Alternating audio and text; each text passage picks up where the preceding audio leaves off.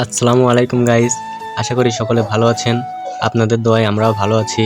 আজকে বৃষ্টির রাতে আমরা সকলে নুডলস রান্না করে খেলাম। তো আমরা গ্রুপে ছিলাম 3 জন। তো বৃষ্টির রাতে নুডলস অনেক কষ্ট করে রান্না করছি, খেতে অনেক স্বাদ হয়েছে গাইস, যা কল্পনারও বাইরে ছিল।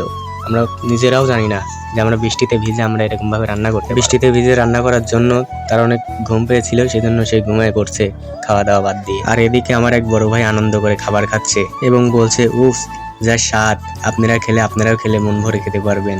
কিন্তু গাইস, একটা বিষয়, আপনারা আমার পাশে নেই। তো যাই হোক, এখন দেখুন রাত কত বাজে, আপনারা নিজের চোখেই দেখেন কত রাতে পিকনিক করেছি। এখন বাজে রাত 1:41। আপনাদেরকে বলে বোঝাতে পারবো না কত পরিমাণে স্বাদ হয়েছে। আর বাহিরে হচ্ছিল প্রচন্ড বৃষ্টি, যার কারণে আমরা 3জনই ভিজে গেছিলাম। তারপরে কাপড় চোপড় বদলিয়ে আবার খেতে যাচ্ছি। আর আমরা খুবই দুঃখিত যে আমরা রান্না করার ব্লগটি করতে পারিনি, কারণ বাইরে প্রচন্ড বৃষ্টি হচ্ছিল। আর আমাদের কাছে সেরকম কোনো দামি ফোনও নেই যা বৃষ্টিতে ভিজলে সমস্যা হবে না।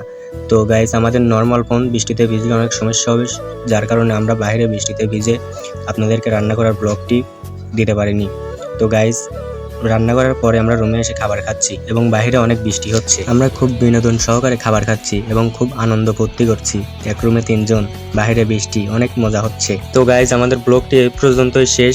তো আমাদের ব্লগটি ভালো লাগলে লাইক কমেন্ট করে আমাদের পাশে থাকবেন। আর আমাদের চ্যানেল নতুন হয়ে থাকলে আমাদের চ্যানেলটি সাবস্ক্রাইব করে পাশে থাকবেন, এবং কি সামনে আরো নতুন নতুন কন্টেন্ট আসছে, সেগুলোও খুব তাড়াতাড়ি পাবেন। তো ভালো থাকবেন, সুস্থ থাকবেন, ধন্যবাদ।